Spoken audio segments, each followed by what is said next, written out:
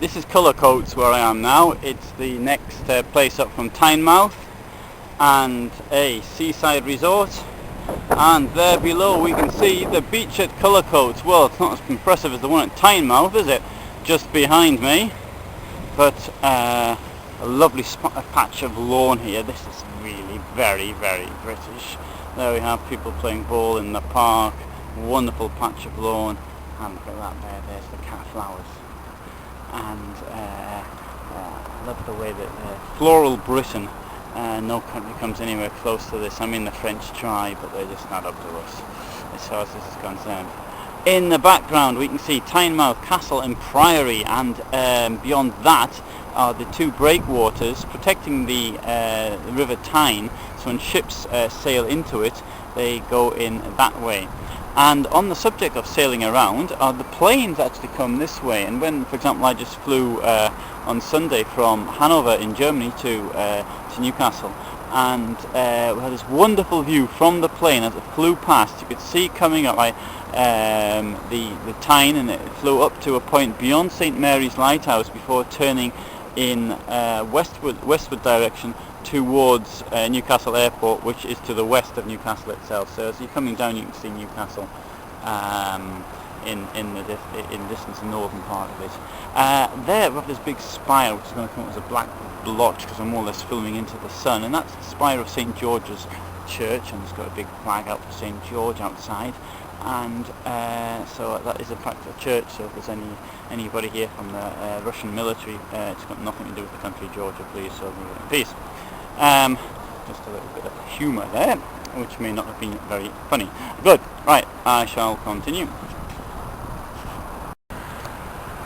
Now Cullercoats looks very much like some kind of a holiday destination, bed and breakfast and what have you.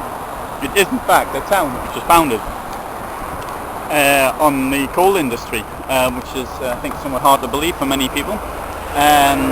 This was in the 18th century, and the coal very quickly ran out, so it was boom to bust.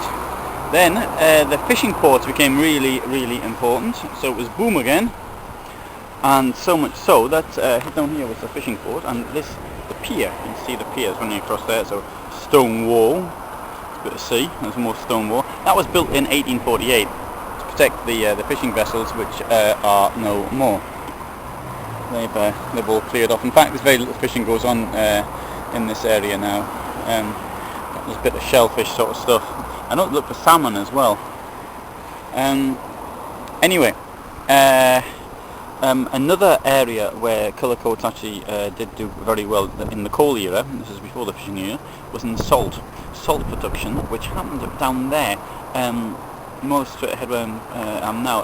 In fact, just that area and beyond the headland, there were salt pans there, and salt was exported from here.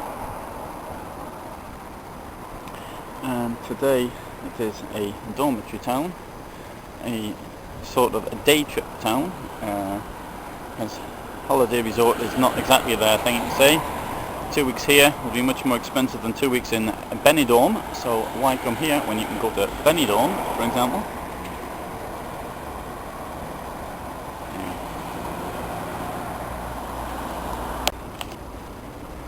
I think everybody loves rock pools, and in a place like this where the tides can probably come from much further up and drop again, it's wonderful, and particularly for children. And for me, I like rock pools. I like to see what the wildlife and things I can find in them. I like to see the oyster catchers above all. I like to see the cormorants hanging their wings out to dry at the end. And it's obviously always nice to find the odd crab here and there as well. Now from here, we've got a reasonable view of just beyond the port. Well, former port, the jetty or whatever it is, the pier there protecting it. We've got the caves, which are one's called Smuggler's Cave, reputedly used by people smuggling alcohol. Don't know if that's the case. If it was, it's just a name because it looks like the sort of place that you might want to smuggle alcohol into. And beyond that, not only can we see obviously Tynemouth Castle Priory, the entrance to the Tyne River itself, but also the the headland south of the river entrance.